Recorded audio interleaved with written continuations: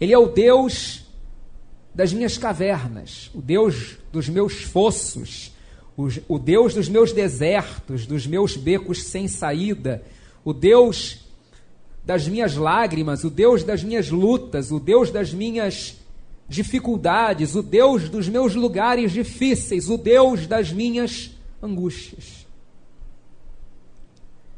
Alguém aqui nessa noite, ou me ouvindo numa gravação, se sentindo como Davi quando escreveu esse salmo, porque o sentimento dele é de estar completamente sitiado, cercado, surpreendido numa armadilha.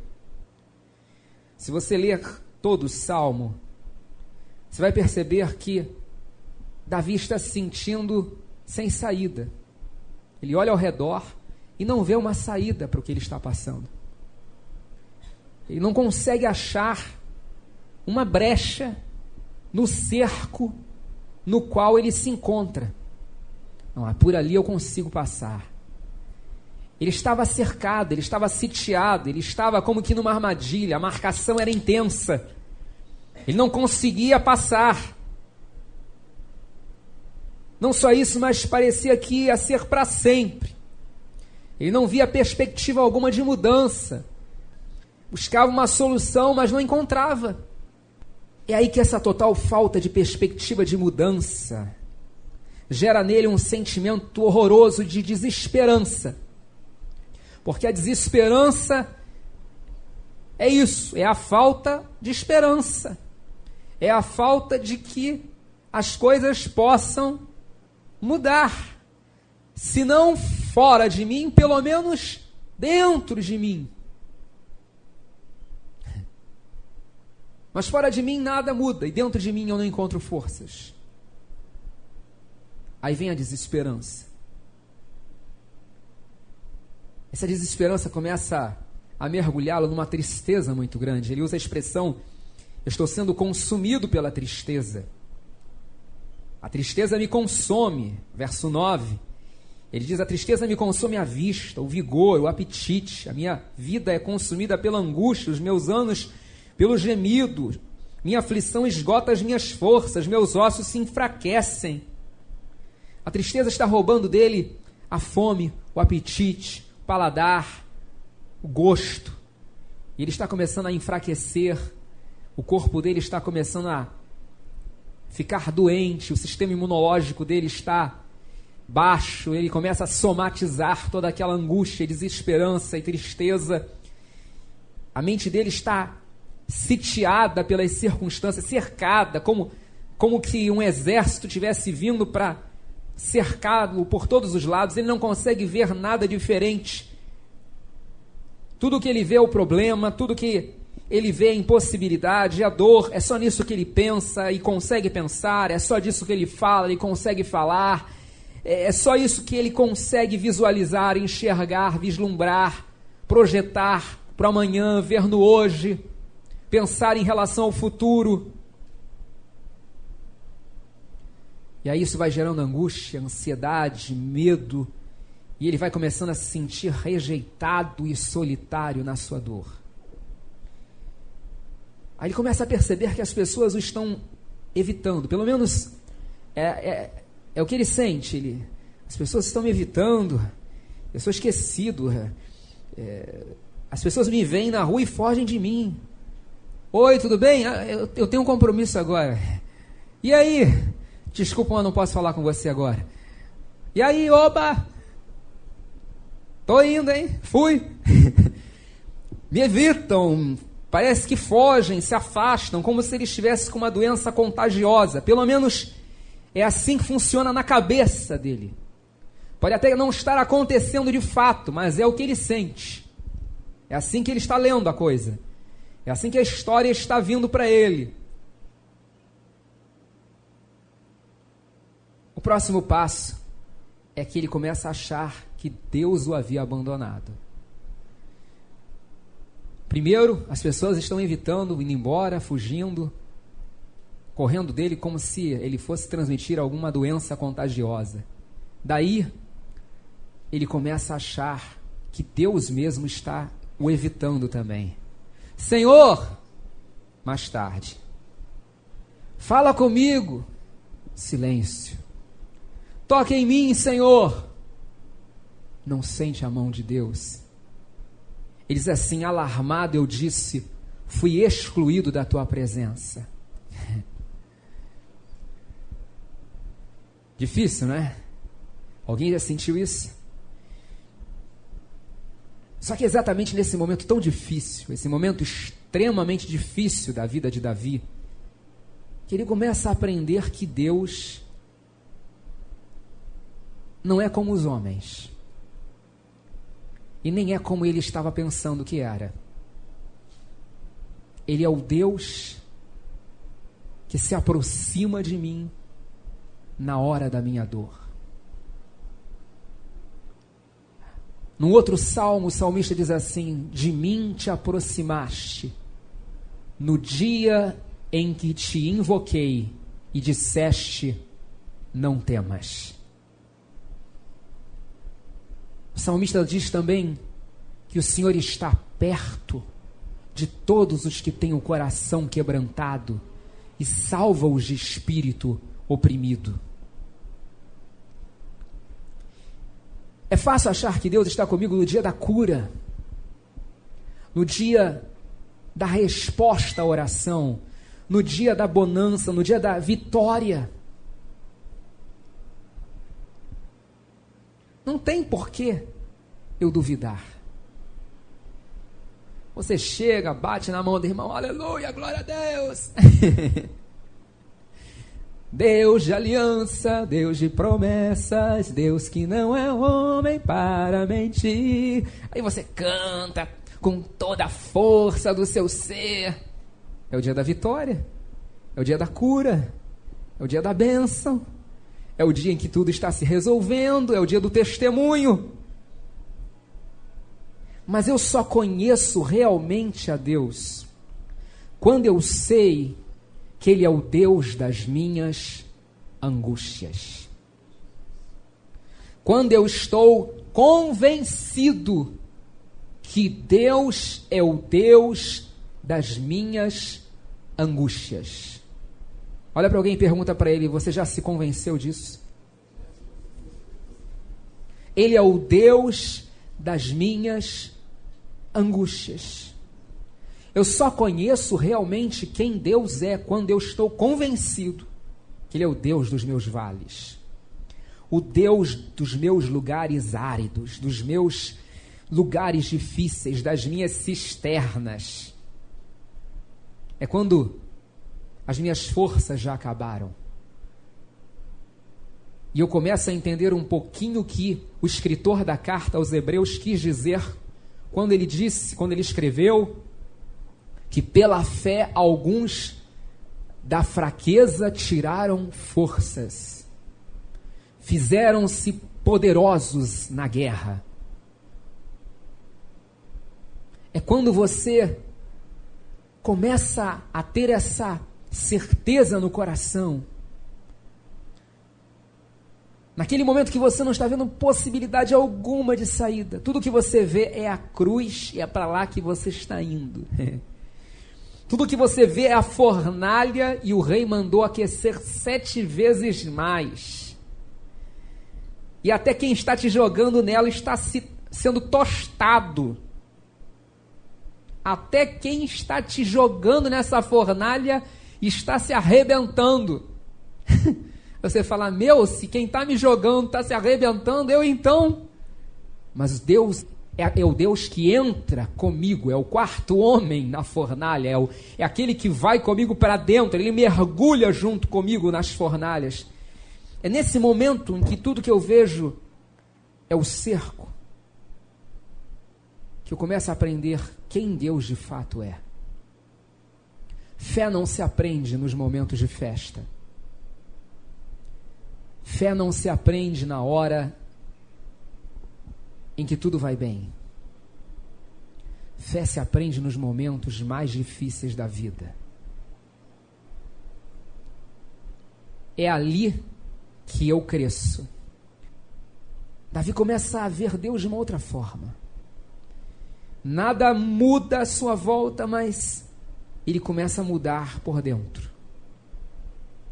E é aí que pouco a pouco Davi começa a ver Deus como sua fortaleza, como seu refúgio, como seu lugar seguro, como a rocha mais alta que seus inimigos. Eu tenho inimigos, mas eu tenho uma rocha mais alta que eles. E ele fala: Senhor, leva-me para a rocha mais alta que eu e que os meus adversários. Ele começa a entender que ele habita no esconderijo do Altíssimo. Então ele pode descansar à sombra do Onipotente. É por isso que nesse salmo mais adiante ele fala assim: bendito seja o Senhor, no verso 21, pois mostrou o seu maravilhoso amor para comigo numa cidade sitiada. Pensa nessa figura. A cidade estava sitiada, um cerco. Os adversários lá fora dizendo: deve estar morrendo lá dentro. Deve estar arrancando até o último fio de cabelo. Só que lá dentro, Deus estava mostrando para ele o seu maravilhoso amor. Se tinha um momento em que eu nunca iria imaginar que Deus ia mostrar seu maravilhoso amor para comigo, era neste. Mas é interessante como Deus escolhe mostrar seu maravilhoso amor para conosco, justamente quando nós estamos sem opções. Qual é a opção que você tem? Bom, antes eu tinha essa, agora nem essa eu tenho. Então, é hora em que eu preciso que Ele mostre o seu maravilhoso amor. Numa cidade sitiada. Aí ele começa a falar: Deus vê a minha aflição. Deus conhece as angústias da minha alma. Eu me lembro de Agar, que humilhada por sua senhora Sara, o Sarai naquele tempo ainda, foge para o deserto. Ela está grávida de Ismael, ainda não deu à luz, foge para o deserto, chorando, angustiada, sem rumo. E o anjo do Senhor a encontra no deserto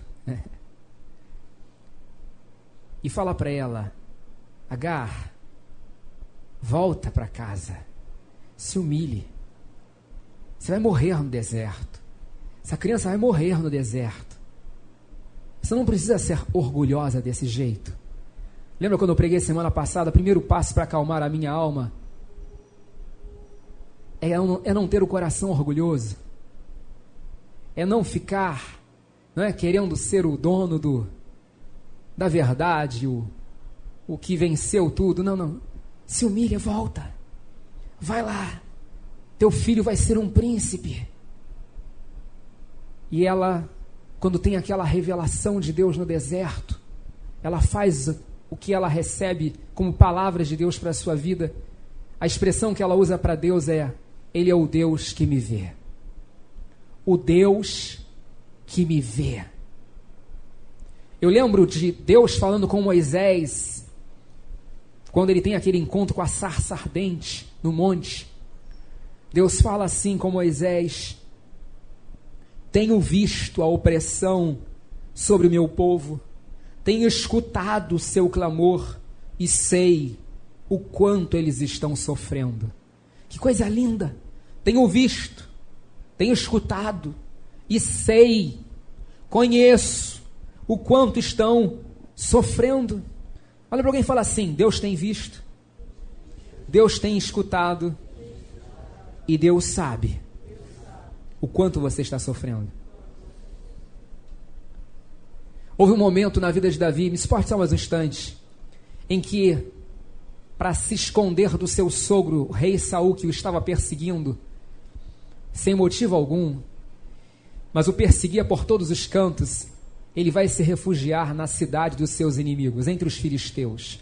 Para quem conhece um pouquinho a história da Bíblia, você sabe que os filisteus tinham um inimigo número 1. Não era Superman, era Davi.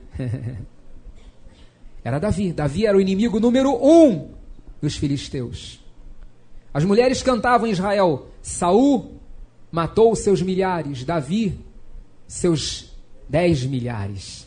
Sabe de quem? De filisteus.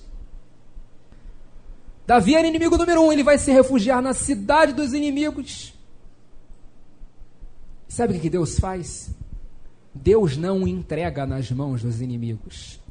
Ele está no meio dos seus piores inimigos. Entre aspas, na verdade, eles não eram os piores inimigos dele, mas ele era o inimigo número 1 deles.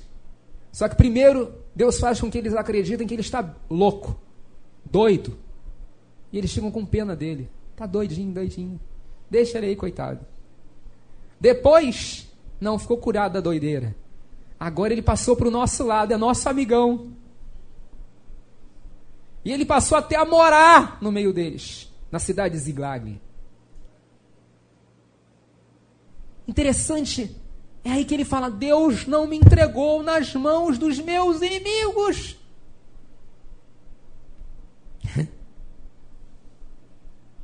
Ouviste as minhas súplicas, ele fala, quando a ti clamei por socorro. Eu estou terminando. É quando ele enxerga essas coisas que ele toma coragem para encorajar aqueles que estejam sofrendo como ele. Para encorajar você e eu. Para encorajar as pessoas do seu tempo e de todos os tempos que leriam esse salmo. Porque primeiro ele me ensina a, na hora da minha angústia, correr para Deus. Me esconder em Deus. Me refugiar, me abrigar em Deus. Porque Deus é o único lugar seguro. Quando Martinho Lutero, eu não estou falando que ele acertou em tudo, eu não estou dizendo que ele não tenha erros na sua vida, no seu procedimento, mas estou dizendo que de alguma forma Deus o usou de um modo especial, com todas as suas falhas, imperfeições e limitações e problemas e erros, mas Deus o usou, isso é inegável. Mas quando ele foi perseguido, ele se refugiou num castelo. Naquele castelo ele escreveu um hino chamado Castelo Forte. Na verdade, ele reconheceu que quem o protegia não era simplesmente quem estava ao seu lado ou as paredes daquele castelo. Ele falou: o Castelo Forte é o nosso Deus. Foi o que Davi disse: Deus é meu lugar seguro, é a minha fortaleza. A segunda coisa que ele me ensina é que na hora da angústia eu preciso entregar meu espírito para Deus. É o que ele faz, ele entrega o espírito para Deus. Como Jesus na cruz, ele entrega o espírito, porque só Deus pode cuidar de mim. Eu dependo dele para viver, por suas disposições, diz o salmista, ou melhor, disse o rei Ezequias, por suas disposições é que nós vivemos. É no seu favor que está a própria vida. Então eu preciso, na hora da angústia, eu preciso me refugiar em Deus e depender de Deus e saber que se Ele não fizer, nada será feito, se Ele não agir, não adianta. Em vão vigia a sentinela se o Senhor não guardar a cidade, em vão trabalham os que edificam se o Senhor não edificar. Inútil é levantar de madrugada e trabalhar penosamente. Eu dependo de Deus, eu faço a minha parte, eu faço o que me é responsabilidade fazer, mas eu preciso entregar-me a Deus. Não só isso, ele me ensina também a me alegrar no amor de Deus por mim. Porque há momentos em que eu não tenho nenhum outro motivo para me alegrar. Só um: eu sou o amado de Deus. Eu sou amado de Deus. Sou o seu filho amado. Ele me ama e nada pode me separar do amor de Deus. Olha para alguém e fala assim: você é o amado de Deus. Fala para outra pessoa: você é o amado de Deus. Essa é a sua identidade. Fala para ele: essa é a sua identidade. É isso que você é, o amado, a amada de Deus. Ele me ensina também que na hora da angústia eu tenho que reafirmar a minha confiança em Deus. Não é que Deus precisa ouvir isso, eu é que preciso. Minha alma precisa. Minha alma está agitada, ela tem que me ouvir dizendo: eu confio em Ti, Senhor, Tu és o meu Deus. Ele diz isso no Salmo 31. Eu confio em ti, Senhor, e digo, tu és o meu Deus. Ou como diz o outro salmo, no dia em que eu temer, hei de confiar em ti. Ele me ensina a continuar amando o Senhor em meio a tudo e apesar de tudo, a despeito de tudo. Porque eu não sirvo a Deus em troca de nada, não há barganhas nesse relacionamento. Eu sirvo a Deus porque Deus é Deus. Eu sirvo a Deus porque Ele me amou primeiro, porque Ele deu sua vida por mim, porque Ele é digno que eu sirva, porque Ele me amou como ninguém jamais me amou ou me amará. E Ele me ensina também a me fortalecer, ser corajoso e esperar no Senhor. Bom, essa eu acho que de todas é a lição mais difícil. Me fortalecer, ser corajoso e esperar no Senhor. É o versículo 24. Sejam fortes e corajosos todos vocês que esperam no Senhor. Olha para alguém e fala assim, fala a verdade, é difícil. É ou não é? Parece impossível. Na hora do culto, não. Todo mundo é valente. Na hora do culto, irmão, pastor, o que é isso, pastor? Esperava algo melhor do Senhor. Tá bom, Na hora da fornalha, lá dentro, a temperatura a 200 graus, né? Jesus! Aí eu pergunto, de onde que eu vou tirar essa força, essa coragem, essa esperança? Como é que eu vou me fortalecer no momento da angústia? Eu só encontro uma resposta, só uma, da minha comunhão com Ele. Não pode ser uma comunhão só semanal, tem que ser diária. Ele precisa ser o meu Deus, o Deus em cuja presença eu estou, o Deus a quem eu continuamente sirvo. Lembra de Daniel? Jogaram Daniel dentro da cova dos leões, colocaram uma pedra, fecharam. O rei Dario passou a noite acordado porque era amigo de Daniel, mas não podia voltar atrás porque havia selado o decreto real. Quando chega de manhã, ele manda retirar a pedra e grita: Daniel, Daniel, porventura o Deus a quem tu continuamente serves terá podido te livrar da boca dos leões? E Daniel grita lá de dentro: ó rei, vive para sempre, o meu Deus enviou o seu anjo e fechou a boca dos leões. O Deus a quem tu continuamente serves. Elias falava assim: o Deus em cuja presença eu estou é o meu Deus. É nessa comunhão, é deixando a palavra dele ecoar dentro de mim, é parando para me ouvi-lo, para ouvi-lo falar comigo, é buscando a presença dele. É aí que eu vou começar a conhecê-lo como o Deus dos meus lugares difíceis, o Deus dos meus Getsêmanes, dos lugares onde eu sou pressionado, o Deus que não me entrega na mão dos adversários, o Deus que atravessa o mar vermelho comigo, que entra na cova dos leões comigo, que passeia na fornalha comigo, que passa a noite na cova comigo, mesmo quando são meus irmãos que estão planejando o meu mal, o Deus que fica dia e noite dentro do fosso comigo, como ficou com Jeremias, o Deus que me faz companhia e é a minha inspiração nas prisões, como foi com Paulo. É o pai dos órfãos, o marido das viúvas, aquele que dia a dia leva o nosso fardo, o Deus das minhas angústias. Se você nunca entregou a sua vida a Jesus, faça isso agora. Está me ouvindo numa gravação? Peça que Jesus entre na sua vida, que Ele entre no seu coração, que Ele perdoe você. Diga para Ele: Jesus, perdoa meus pecados. Jesus, entra no meu coração, seja o Senhor da minha vida, seja o Deus das minhas angústias, seja o meu Deus. Eu quero te servir e seguir de hoje em diante, em teu nome, Jesus.